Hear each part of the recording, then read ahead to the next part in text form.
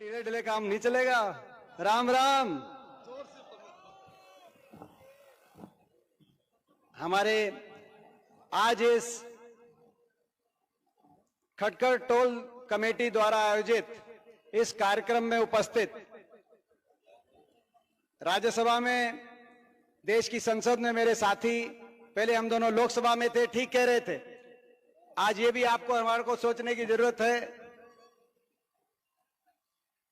कि आपने सबको निमंत्रण दिए, लेकिन आपके दो बेटे आए, दोनों राज्यसभा से आए।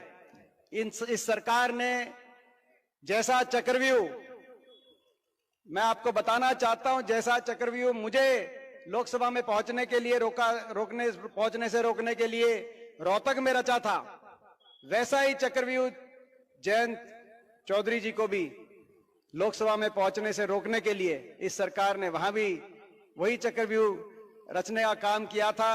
2-4 हजार से यहां कसर रह गई थी और उतना ही मार्जिन जैन जी का भी था। तो आज हम इनको शुभकामनाएं भी देते हैं। इन्होंने जो बात की कि भाई अगली बार आज राज्यसभा में, अगली बार दोनों भाई लोकसभा में चलेंगे, ये आज आपको शुभकामनाएं देते हैं। यहाँ हमारे भाई जैन जी जो हमेशा किसान की आवाज उठाते हैं, हमारे पूर्व केंद्रीय मंत्री जयप्रकाश जी, चंद्रशेखर रावण जी अभी अभी गए, हमारे विधायक जींद से सुभाष देशवाल जी, हमारे विधायक बड़ौदा से जिनको बोलना था लेकिन समय के अभाव की वजह से वो बोल नहीं पा रहे, तो उनकी भी हाजिरी लगाना, खड़े होकर एक बार बालू हाजिरी लगवाई हो अपनी।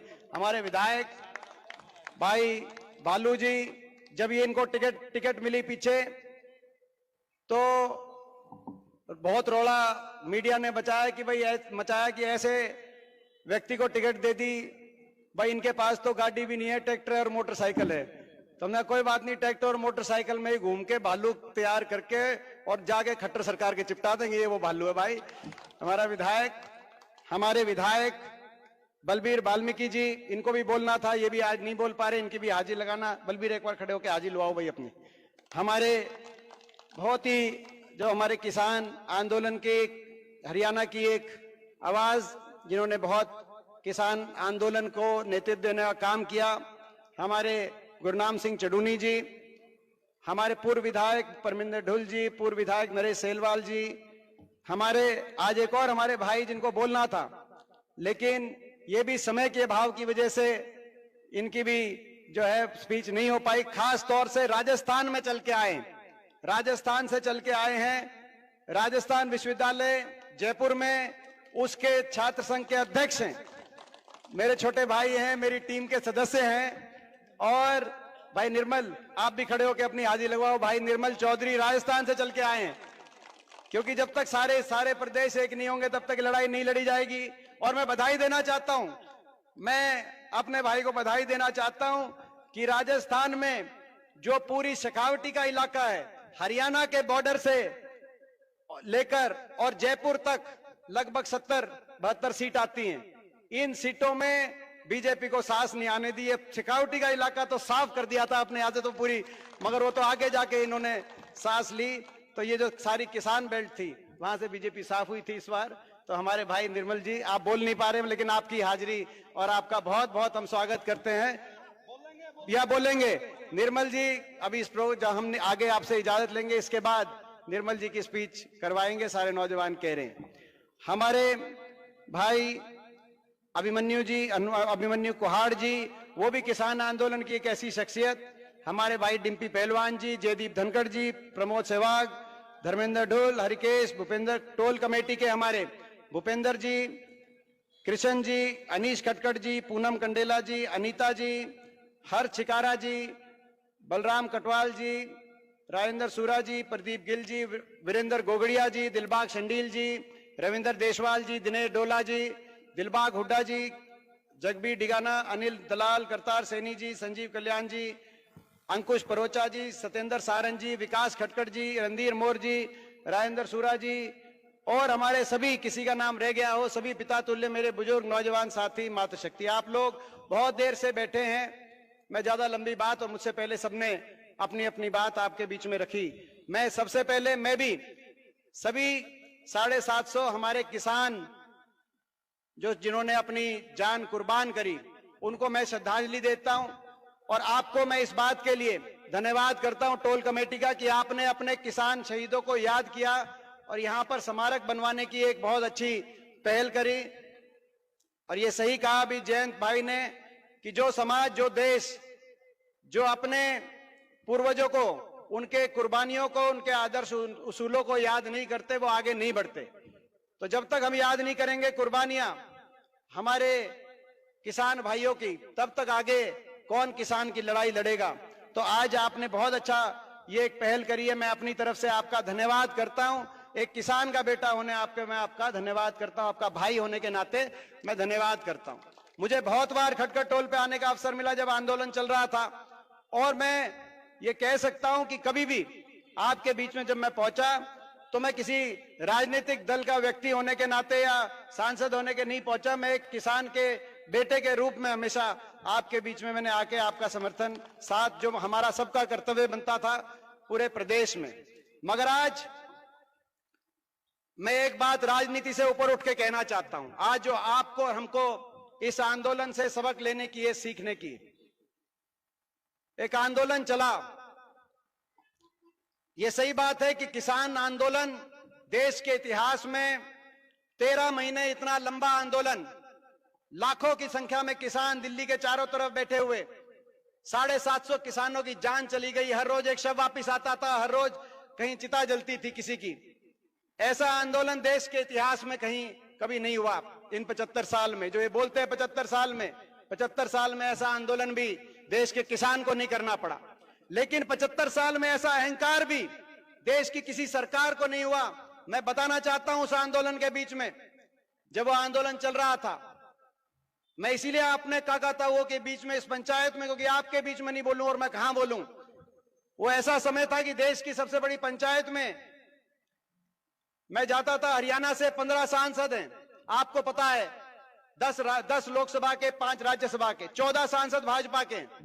मैं एकमात्र विपक्ष के सांसद के रूप में देश की सबसे बड़ी पंचायत में जाकर जब मैं बोलता था किसान की बात मानो, तो पूरी भारतीय जनता पार्टी कहती थी नहीं मानेंगे। मैं कहता किसान की बात नहीं मानते तो किसान को किसान मानो, कि नहीं मानेंगे ये तो उपद्रवी हैं, ये तो आतंकवादी हैं। तो कैसे क्या क्या शब्द, क्या क्या अपमानित शब्दों का प्रयोग किया गया होगा, आप अंदाजा लगा सकते हैं। मेरे को सौभाग्य प्राप्त है आपके आशीर्वाद से, मैं पिछले 20 साल से संसद का सदस्य हूं। शायद मेरी उम्र में इतना सौभाग्य देश में किसी को नहीं मिला, मैं अपने आप को सौभाग्यशाली मानता हूं। लेकिन मेरा दुर्भाग्य भी कि मैं ऐसे समय मैंने वो नजारे देखे देश की पंचायत के,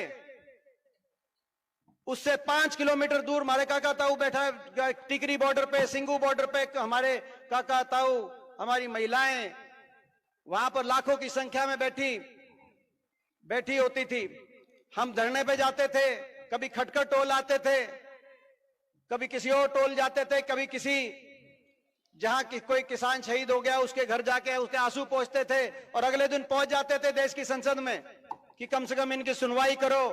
अगर आप इनकी बात नहीं मानते, इनको किसान नहीं मानते, इंसान तो मानो, कम से कम सहानुभूति के 2 शब्द इनके लिए आप कह दो, संवेदना प्रकट कर दो। किसी धरने पे किसी की अगर तबीयत खराब हो जाए तो प्रशासन में हड़कंप आ जाता है।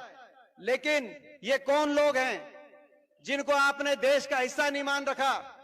इनके 750 शव उठ गए इन धरनों से, लेकिन सहानुभूति का कोई 2 शब्द भाजपा के किसी सांसद मंत्री ने कोई शब्द नहीं कहा ये देशद्रोही हैं। और तभी उनकी आंख में आंख डाल के मैंने वहां संसद में कहा था प्रधानमंत्री जी की, गृह मंत्री जी की, कि जिनको आप देशद्रोही बता रहे हो ये वही लोग हैं जिनका एक बेटा ट्रैक्टर का एक हाथ में स्टीयरिंग पकड़ के देश को खाद्य सुरक्षा देता है, तो दूसरा बेटा स्टेन बंद पकड़कर चीन और पाकिस्तान की बॉर्डर पे देश को सुरक्षा देने का काम करता है। देशभक्त कौम है, आप इनका यूं तिरस्कार मत करो। ऐसा अहंकार, ऐसा समय देखा मैंने वहां।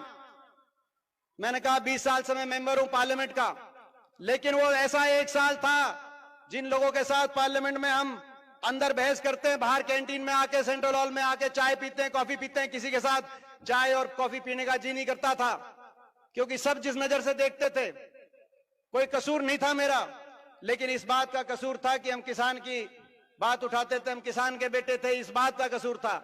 बाहर आके किसी के साथ चाय कॉफी पीने का जी नहीं करता था, पानी पीने का भी उस पार्लियामेंट में जी नहीं करता था, सीधा धरनों पे आते थे या किसी ऐसे परिवार में जिसका कोई चला गया। मैं एक बात कहना चाहता हूं राजनीति से ऊपर, क्योंकि राजनीतिक मंच नहीं है, कम से कम वैसे तो 3 प्रदेशों पे ज्यादा चोट पड़ी, क्योंकि एमएसपी 3 प्रदेशों में ज्यादा, हरियाणा, पंजाब और थोड़ा बहुत पश्चिमी उत्तर प्रदेश, लेकिन सबसे ज्यादा चोट पंजाब और हरियाणा के किसान पे पड़ी।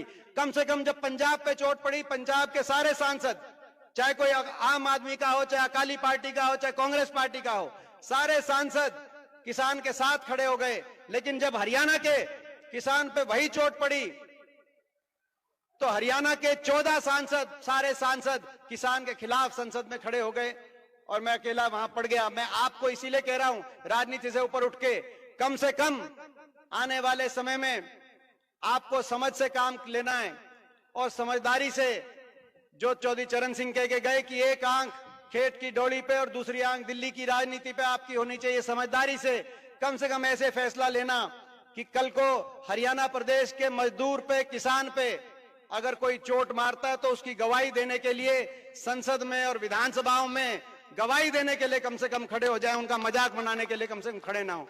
ये मैं आज आपके बीच में, क्योंकि मैं आज आपके बीच में नहीं कहूंगा तो और कहां कहूंगा।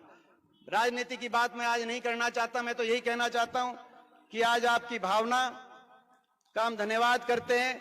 यहां पर स्मारक बनाने की बात आई है, मुझे नहीं पता कि ये जो है यहां पे भूमि उपलब्ध है या ये भूमि खरीदी जाएगी। मैं इतना जरूर कह सकता हूं कि जो भूमि खरीदने में जो है, जो निजी तौर से, क्योंकि वो घोषित करना मैं समझता हूं उचित नहीं होगा, लेकिन जो मुझसे हो सकेगा वो मैं करूंगा।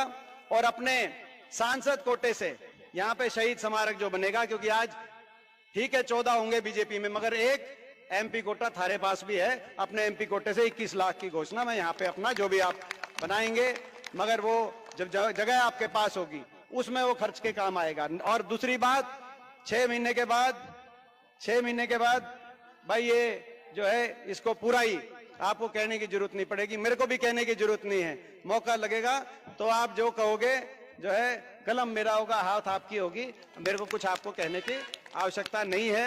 मैं ये भी कहना चाहता हूं, आखिरी बात, ये जो 750 परिवार थे, इसमें जो हरियाणा के परिवार थे, हुड्डा साहब ने फैसला लिया कि कांग्रेस विधायक दल सारे एमएलए इकट्ठे करेंगे। सुभाष गांगुली जी का प्रस्ताव था, जो विधायक यहां बैठे हैं, 2-2 लाख अपनी जेब से देने का काम करेंगे और हर परिवार को 2-2 लाख पहुंचाने का काम करेंगे। अभी जो जोगेंद्र नैन भाई ने बताई कि भाई 83 परिवारों को 2-2 लाख अपने खुद की जेब से।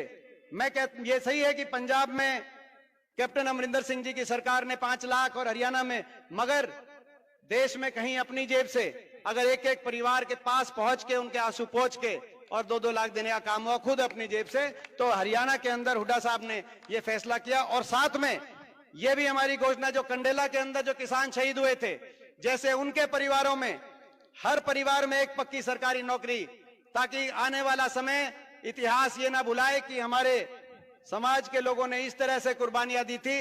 अगर हमें अवसर मिलेगा तो कंडेला के शहीदों की तर्ज पे जो हरियाणा के सारे शहीद हैं, उन शहीद परिवारों में भी पक्की नौकरी, सरकारी नौकरी देने का हम काम करेंगे हरियाणा के अंदर।